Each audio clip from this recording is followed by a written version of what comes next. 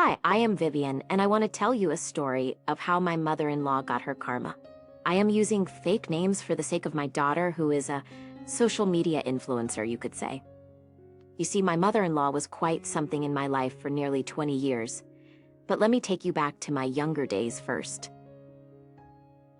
I was once married before, and I had a beautiful daughter named Augustine. My world was complete with my husband and daughter. But when Augustine was just 5, tragedy struck. My husband, the love of my life, passed away, leaving me devastated and lost. It was a challenging time, but my parents were there to support me and help me stay strong for Augustine, who had her whole life ahead of her. Being a single mother was undoubtedly one of the most challenging periods of my life. After my first husband passed away, I found myself thrust into a world of responsibility, and emotionally the burden was immense. 3 years later, I had the chance to start a new chapter in my life. I met Samuel at a group therapy meeting. He was a divorced man, his ex-wife had cheated on him. We got talking, and it seemed like we really understood each other. We began dating, and Samuel quickly proved to be a loving and caring partner. He treated Augustine as his own daughter. I remember how he used to take Augustine to the park to feed the ducks almost every day because she loved it. One year, he decided to throw her a surprise birthday party, which cost him a lot. He spent weeks secretly planning it, making homemade decorations, and even baking a cake with Augustine's favorite flavors. Over time, Samuel and I grew even closer, and he decided to propose. It was a beautiful moment, and I couldn't have been happier. We finally got married, and it felt like a new chapter in our lives. I couldn't have asked for a better partner. Dealing with a toxic mother-in-law is like navigating a minefield. I had no prior experience, as my ex-mother-in-law was the epitome of kindness and support. She checked up on Augustine and me regularly, and even after my first husband's death, I genuinely appreciated her care. But then came Blake, Samuel's mother, Blake, and the game changed. It was as if I'd entered a whole new dimension of challenging relationships. While my ex-mother-in-law had loved us unconditionally, Blake's love seemed conditional, and I had no idea how to cope with her toxicity. She never liked me from day one, but I didn't let her opinions get in the way of my relationship. But after I got married, she took her toxicity to a whole new level. She was mean to me, but she was way more awful towards Augustine, who was just a child. Once, we were at a family gathering, and Augustine was eager to share her school achievements, having worked hard to earn an award. Augustine could not contain her excitement and eagerly revealed her news. Instead of the expected warmth and encouragement, Blake's response was biting. "Aren't you the little show-off?" Nobody likes a know-it-all. When Augustine made it to the cheerleading team in high school and told us about it, Blake said, "You're not exactly very slim or attractive." They let in everyone nowadays, don't they? One of the most hurtful things about Blake's attitude was her complete refusal to acknowledge Augustine as her actual granddaughter. This was evident at family gatherings and celebrations where Blake hesitated to refer to Augustine as her real granddaughter, completely sidelining her. She used to talk about other children in our family, my brother-in-law's kids, Leslie and Frank to be specific, who were about Augustine's age. I vividly remember several instances when Leslie, Frank, and Augustine were kids that made it painfully evident how unfairly Blake treated our daughter. Once the kids were playing in our backyard and Augustine fell and scraped her knee rather badly. When Blake noticed Augustine's injury, her reaction was far from what we expected. She scolded Augustine, telling her not to be so clumsy, and showed no empathy or comfort. Leslie and Frank, on the other hand, received a comforting hug. Another time, the kids were rehearsing for their school's talent show. Augustine had a beautiful singing voice. Blake attended their rehearsals, and when it came time for Augustine to sing, Blake barely paid any attention and made fun of Augustine. But then she was glued to Leslie and Frank's piano performance, applauding them. One time, Blake was on her worst behavior when it was Augustine's 12th birthday. "Sorry, Augustine, I didn't get you a gift." "It's okay, Grandma, you can get me one next time." "Actually, no, please don't call me Grandma. I think you're a big girl now, aren't you, Augustine?" "Yes, I am. I'm 12 years old now." "Well, let me tell you a little secret now, that you are 12. You're not my real granddaughter. But why? Samuel's my dad now. Why can't you be my grandmother? She never liked me from day one, but I didn't let her opinions get in the way of my relationship. But after I got married, she took her toxicity to a whole new level. She was mean to me, but she was way more awful towards Augustine, who was just a child. Once, we were at a family gathering, and Augustine was eager to share her school achievements, having worked hard to earn an award. Augustine could not contain her excitement and eagerly revealed her news. Instead of the expected warmth and encouragement, Blake's response was biting. Aren't you the little... Let me give a call to Emily and see if she can take Augustine to the hospital. I called my friend Emily and thankfully she agreed and reassured me, and she was on her way to our house. I called Augustine to check up on her and let her know Emily was going to take her to the hospital. I called my daughter up, but no answer. I called her multiple times, but still no answer. I was scared to death. I think we should call 911. Emily's going to take a while to get there. The ambulance got to our place in a hurry and the paramedics rushed inside. They found her in agony, and without wasting a moment, they got her to the hospital. Augustine was lying in a tiny hospital bed, out cold. The doctors administered pain relief, but the agony had knocked her out. Samuel and I kept a vigil by her side, hoping for her to wake up. It was a relief that she was stable, but the pain had left her unconscious for the time being. Enough is enough. What happened today? I can't let it slide. My mother crossed a line, Vivian. I think it's time to cut all ties with her. You're right. Augustine's well-being is the top priority. I won't stand in your way if you decide to keep a connection with your mother. But for me and Augustine, it might be the best if we keep our distance. Best if we keep our distance. No, she's been acting immaturely, creating drama out of nowhere. Regardless of whether Augustine shares her blood, I love her and treat her as my own daughter. My mother should do the same. We're going no contact with her.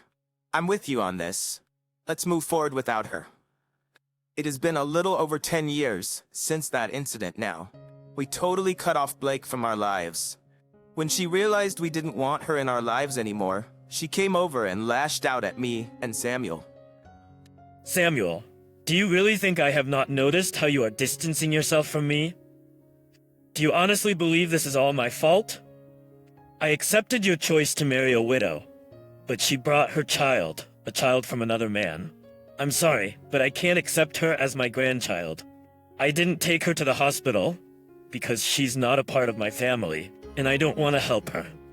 When your father passed away, I didn't move on to another man and relied on him to raise you and your brother, right? Mom, why are you being so immature about this? Vivian is the love of my life. It's not her fault. Her ex-husband passed away, leaving her and Augustine. Don't you think they deserve a second chance at life? They might have, but not with you. Raising another man's child as your own. I didn't want this for you. This is what I want for myself. I'd appreciate it if you left now. We didn't want to cause you any trouble, but what you did is unforgivable. How can we ever count on you? Mom, you're not welcome in our home anymore. You've become toxic. It's painful to see you acting this way. You're choosing her over your own blood? I thought you had more loyalty. Son, you're gonna regret this. I'm warning you. I'm just protecting my family. We'd appreciate it if you left. Augustine will be back from school soon. We can't have this negativity around our daughter. And that was the last time we had heard from Blake. During those 10 years, as Augustine grew from a teenager into a young adult, we celebrated a lot of milestones and cherished countless memories. So from Augustine's prom to her graduation, we were right there with her every step of the way. She was a smart young lady, and she started getting into the whole social media and influencing thing. And then she decided to move to Los Angeles, chasing her dreams. Let me tell you, she made some real bucks out there. Throughout all these years, Augustine had questions about her childhood. She was aware of everything, including how toxic Blake was to her. It was not easy, but we had found peace in our lives. Augustine was doing her thing in Los Angeles, and Sammy and I were back at home, feeling fulfilled and satisfied in our own way. We had our circle of friends and our little hobbies, and honestly, life was good. We even thought about having a baby of our own. But you know what? We realized something. We realized that we were meant to be together, just the three of us. And our little hobbies. Life was good. We even thought about having a baby of our own. But you know what? We realized something. We realized that we were meant to be parents to Augustine and Augustine only. And we were happy the way things were. Until a couple of months back when Augustine received a call from Blake. Augustine called me from Los Angeles right after talking to Blake. Hey, Mom, what's up? Hey, sweetie. We're good here. You sound tired. What's going on? Not much, Mum. I hit an influencer party last night, got a bit too crazy, and now I'm dealing with a nasty hangover. Augustine, how many times have I told you to take it easy with the drinks? Anyway, try a lime water shot. It should help. Thanks, Mum, but that's not why I called you. Well, what's up then? You won't believe it. Blake called me at... Blake? How did she even get your number? What did she want? She got it from Leslie, probably. She said she wanted to catch up with me, and that she regretted treating me the way she did. She mentioned she's not in the same headspace anymore. That's surprising. What else did she say? More surprisingly, she wants to reconnect with me. She asked me to visit her place next time I'm in town. When are you planning to be in town exactly? I can work from home, you know, and it's been a while since I saw you and Dad. I think I'll come over this Sunday and pay her a visit. Well, it's your decision. But remember the ambulance incidents. She wasn't acting responsibly at all, and you could have been in big trouble if help hadn't arrived in time. She sounded genuinely sorry and really eager to see me, so why not give it a shot?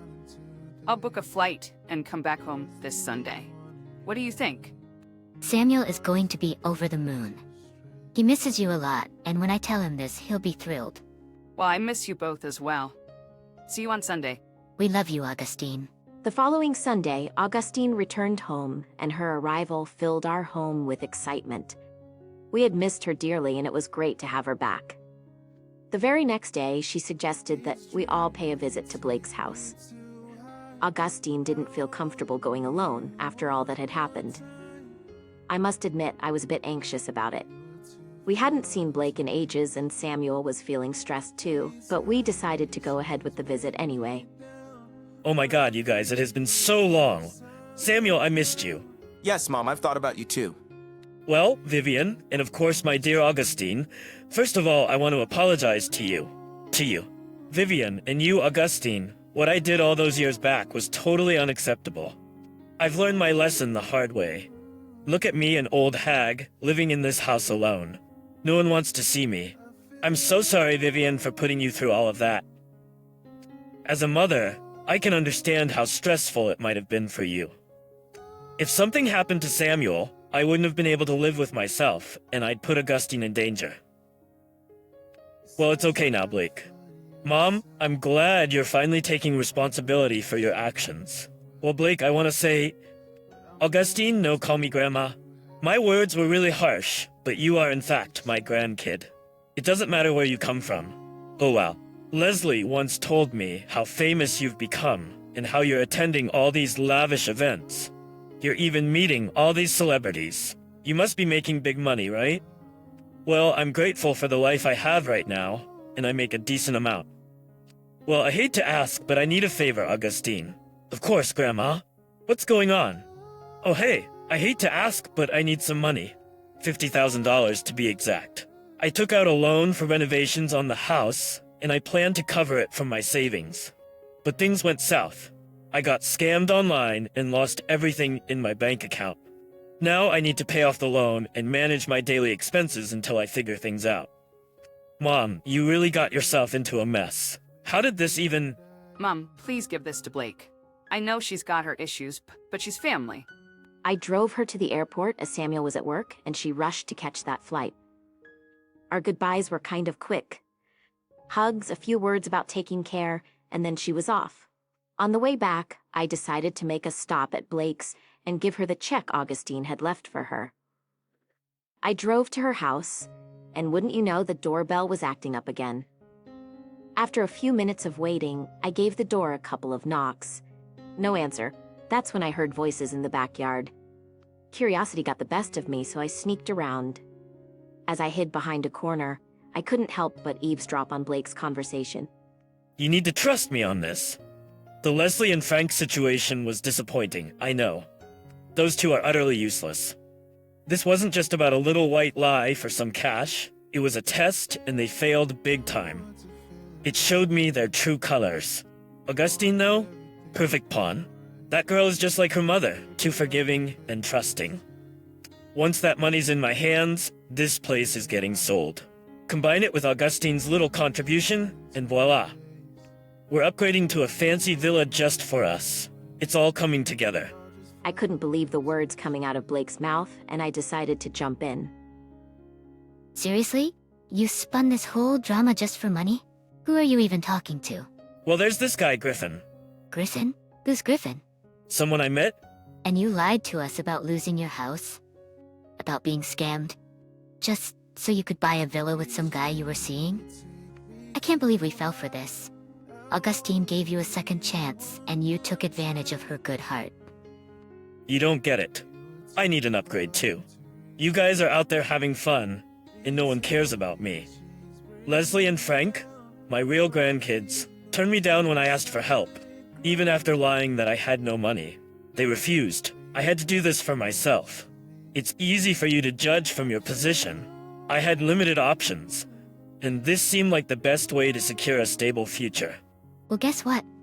I came here to drop off this $50,000 check that Augustine wrote for you, but you don't deserve it. I took the check out of my purse and tore it into two. Blake started crying. How could you tear my dreams apart just like that? The check was meant for me, not you. I had Augustine right where I wanted her to be, and the plan was in motion. You ruined this for me. I told the details of this whole web of lies to Samuel and Augustine. Augustine said, I did the right thing by tearing the check into two in front of Blake. We were shocked at the depth of her selfishness. We still can't believe we bought her whole lie, but thankfully she was not able to get what she wanted. And with that, we closed the chapter. Depth of her selfishness. We still can't believe we bought her whole lie, but thankfully she was not able to get what she wanted. And with that, we closed the chapter on Blake. No more drama, no more playing into her schemes. Some folks just don't evolve, they get more self-centered with time. Blake had a chance to change, but she just took the low road.